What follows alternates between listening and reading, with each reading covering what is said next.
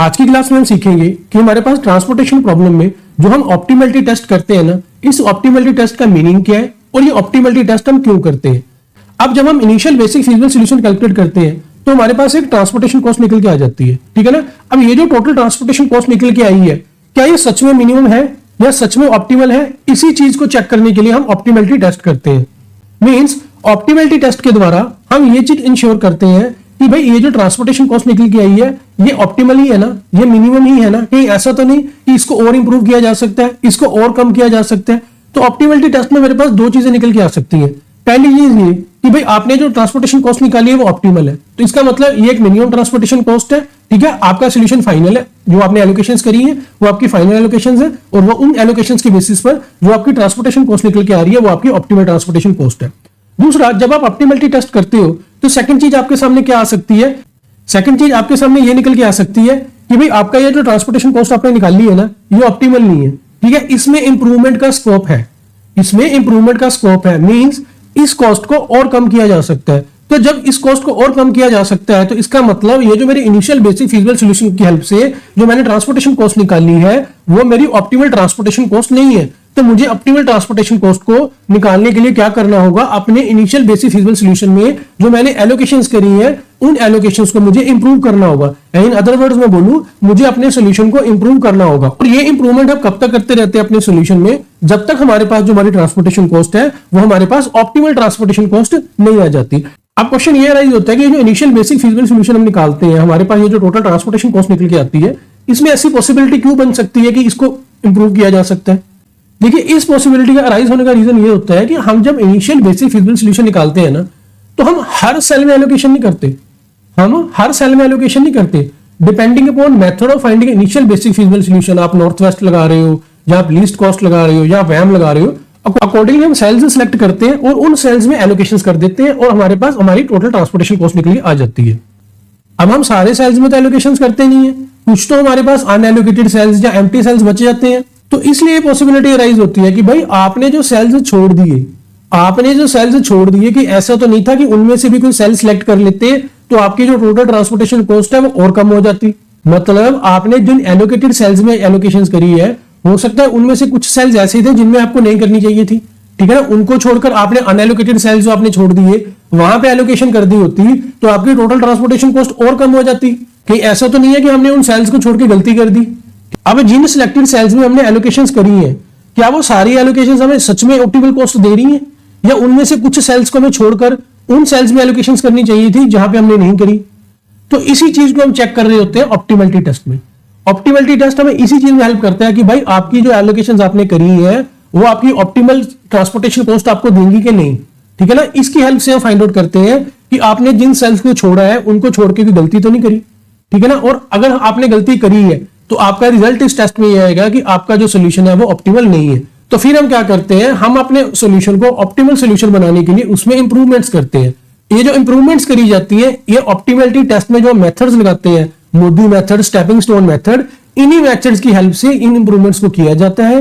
ये मेथड्स हमें हेल्प करते हैं हमारे सोल्यूशन को इंप्रूव करने में, और वो जो हमारा इंप्रूव्ड फाइनल सोल्यूशन निकल के आता है वो हमें ऑप्टिमल ट्रांसपोर्टेशन कॉस्ट देता है, ठीक है ना। अब जरूरी नहीं है कि हर बार आपको इंप्रूवमेंट करनी पड़े, ये भी हो सकता है कि आपने जो एलोकेशंस करी है और जब आप ऑप्टिमलिटी टेस्ट करो तो वहां पे रिजल्ट ये आ जाए कि भाई आपने जो एलोकेशंस करी है बिल्कुल सही है, ठीक है ना, इसमें इंप्रूवमेंट का कोई स्कोप ही नहीं है। तो फिर जो आपका ओरिजिनल सोल्यूशन है वही आपका ऑप्टिमल सोल्यूशन है, और उसकी जो ट्रांसपोर्टेशन कॉस्ट निकल के आ रही है वही आपकी ऑप्टिमल ट्रांसपोर्टेशन कॉस्ट है। लेकिन अगर उस सोल्यूशन में इंप्रूवमेंट का स्कोप है तो भाई ये चीज तो ऑप्टिमलिटी टेस्ट आपको बता देगा, ठीक है। और ऑप्टिमलिटी टेस्ट को करने के लिए हमारे पास दो मेथड है, मोदी मेथड और स्टेपिंग स्टोन मेथड। ये मेथड्स हमें हेल्प करते हैं किस चीज में, हमारे सोल्यूशन को इंप्रूव करने में। और हम अपने सॉल्यूशंस को कब तक इंप्रूव करते रहते हैं, जब तक हमारे पास ऑप्टिमल ट्रांसपोर्टेशन कॉस्ट नहीं आ जाती। तो ये एक बेसिक पर्पस होता है हमारी ऑप्टिमलिटी टेस्ट का, ठीक है ना। आइए, मैंने यहाँ पे कुछ थ्योरी लिखी है इसके रिगार्डिंग, उसको रीड करते हैं।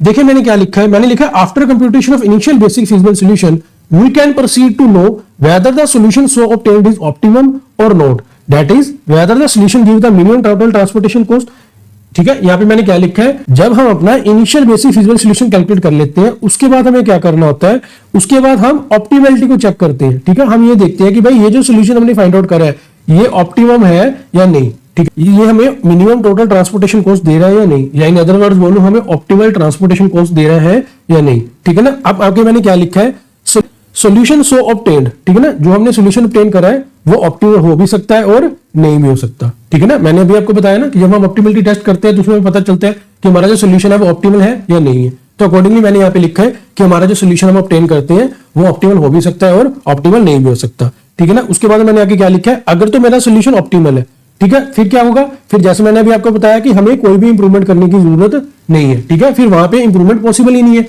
जो आपका सोल्यूशन निकल के आया वही आपकी ऑप्टिमम ट्रांसपोर्टेशन कॉस्ट है, वही आपका फाइनल आंसर है। और अगर आपका सोल्यूशन ऑप्टिमल नहीं है तो इसका मतलब देयर एग्जिस्ट बेटर सोल्यूशन, मतलब आपका जो करंट सोल्यूशन है वो क्या है, वो ऑप्टिमल सोल्यूशन नहीं है। आपको क्या करना पड़ेगा, आपको उसको इंप्रूव करना पड़ेगा। और कब तक इंप्रूव करना पड़ता है, जब तक वो ऑप्टिमल नहीं बन जाता। ठीक है, तो अकॉर्डिंगली मैंने यहाँ पे ये बातें लिखी है। अब नेक्स्ट देखना, so it's become essential for us to test for optimisation.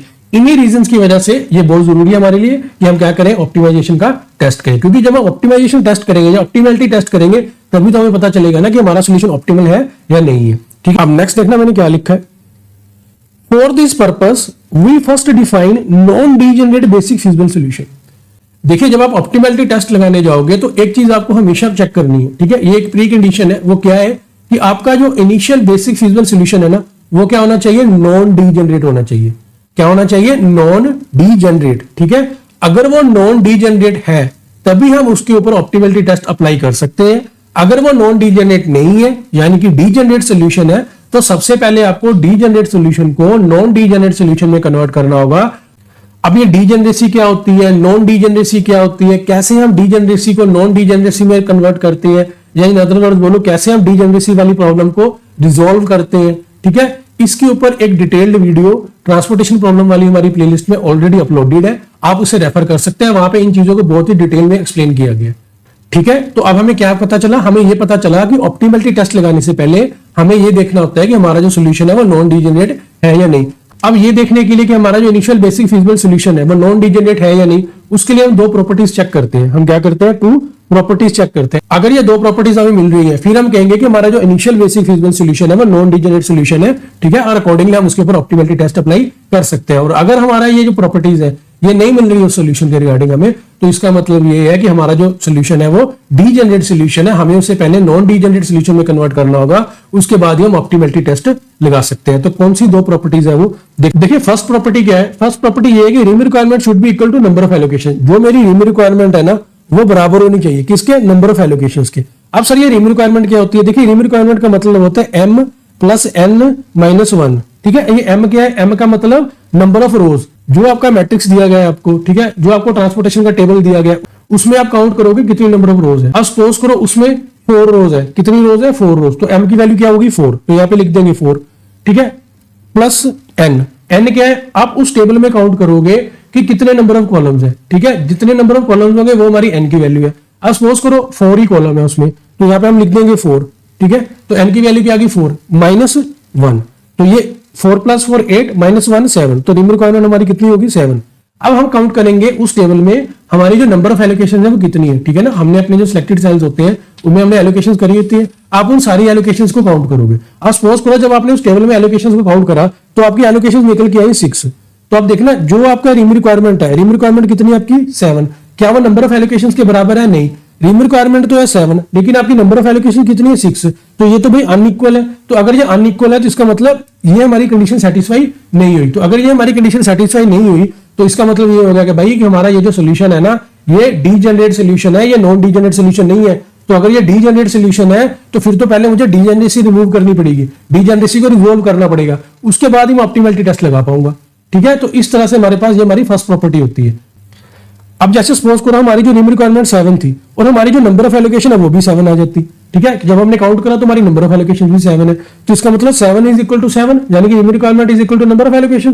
तो फिर मैं कहता भाई हमारा ये जो सोल्यूशन है ना ये नॉन डीजेनरेट सोल्यूशन है, आप इसके ऊपर अपना ऑप्टिमलिटी टेस्ट लगा सकते हो, क्योंकि ऑप्टिमलिटी टेस्ट हमारा लगता ही नॉन डीजेनरेट सोल्यूशन के ऊपर है, कभी भी डीजेनरेट सोल्यूशन के ऊपर नहीं लगता। ठीक है, ये तो होगी पहली बात। अब दूसरी बात इसमें मैंने क्या लिखी है, दूसरी बात मैंने इसमें ये लिखी है कि आपकी ये जो एलोकेशन है ना, आपकी ये जो एलोकेशन है, जो आपका टेबल है, ठीक है, जिसमें आपने एलोकेशन करी हुई है, वो जो एलोकेशन है वो आपकी कहां पे होनी चाहिए, वो आपकी इंडिपेंडेंट पोजीशन पे होनी चाहिए। किस पे होनी चाहिए, इंडिपेंडेंट पोजीशंस पे होनी चाहिए। मतलब जिस जिस सेल में आपने एलोकेशन करी है ना, आप उन सेल्स में चेक करोगे, उन एलोकेटेड सेल्स में किसी भी सेल से लूप ना बन रही हो। तो हमारे किसी भी एलोकेटेड सेल से लूप या क्लोज पाथ नहीं बनना चाहिए, ठीक है ना। जब किसी सेल से लूप या क्लोज पाथ नहीं बनता है, फिर हम कहते हैं कि वो हमारा जो सेल है वो इंडिपेंडेंट पोजीशन पे है, ठीक है। तो ये दो प्रॉपर्टीज आपको चेक करनी है। अगर ये दो प्रॉपर्टीज आपकी सेटिस्फाइड हो रही है, या मैं कहूं ये दो कंडीशंस आपकी सेटिस्फाइड हो रही है, फिर हम कहेंगे कि हमारा ये जो सोल्यूशन है वो नॉन डीजेनरेट बेसिक सीजबल सोल्यूशन है, ठीक है। अदरवाइज हम क्या कहेंगे कि भाई डीजेनरेसी एग्जिस्ट कर रही है, पहले डीजेनरेसी को रिजोल्व कर लो, ठीक है, उसके बाद ही आप अपना initial basic feasible solution find out कर सकते हो, ठीक है। अब नेक्स्ट देखना, अब नेक्स्ट हमारे पास मेथड्स कौन कौन से ऑलरेडी हमारी डिस्कशन में आ चुका है। Methods to perform optimality test, हमारे पास कौन कौन सा मेथड अवेलेबल है ऑप्टिमलिटी टेस्ट करने के लिए। तो देखिए पहला मेथड हमारे पास कौन सा है, मोदी मेथड। दूसरा मेथड हमारे पास कौन सा है, स्टेपिंग स्टोन मेथड। तो ये दो हमारे मेन मेथड्स हैं जो हम ऑप्टिमलिटी टेस्ट लगाने के लिए यूज करते हैं, ठीक है। अपकमिंग क्लासेस में इन दोनों मेथड्स के ऊपर आपको डिटेल वीडियोस मिलेंगी, ठीक है। देखिए आज की क्लास में तो हमारा ऑब्जेक्टिव ये था कि हम ये समझ लें कि ऑप्टिमलिटी टेस्ट होता क्या है और इसे क्यों लगाया जाता है, ठीक है ना। अब अपकमिंग क्लासेस में जब हम ऑप्टिमलिटी टेस्ट के क्वेश्चन करेंगे, मोदी मेथड लगाएंगे, स्टेपिंग स्टोन लगाएंगे, तो एटलीस्ट हमें पता तो होना चाहिए ना कि भाई ऑप्टिमलिटी टेस्ट होता क्या है, ठीक है, इसे क्यों किया जाता है। तो इसी लॉजिक को समझाने के लिए हमने आज की क्लास ये कंडक्ट करी है। तो होपफुली आपको ये सारी चीजें बहुत अच्छे से समझ में आई होंगी। मिलते हैं नेक्स्ट क्लास में। Thanks for watching.